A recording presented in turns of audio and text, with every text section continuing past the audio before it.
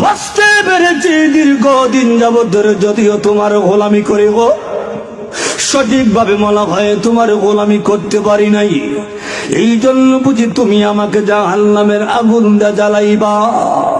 প্রভু আমার মতন গুনাহগারকে তুমি যদি জাহান্নামের আগুন দা জ্বালাও, তোমার তো যারা পরিমাণ সম্মান বাড়বে না। আর যদি তুমি আমাকে মাফ করে দাও, তোমার তো যারা পরিমাণ সম্মান কমবে না। তুমি তো এমন এক স্রষ্টা, এমন এক রব, তোমার লয় নাই, ক্ষয় নাই, কমতিও নাই, বাড়তিও নাই। হে রব্বুল আমিন, তোমার গুনাহগার বান্দা তোমার দরবারে হাজিরা দিয়েছে। আল্লাহ তুমি তোমার গুনাহগার বান্দার জিন্দেগির গুনাহ মাফ করে দাও। ওয়াদা দিলাম আর জীবনে কোনোদিন গুনাহ করব না, আর জীবনে কোনোদিন ভুল করব না। আল্লাহ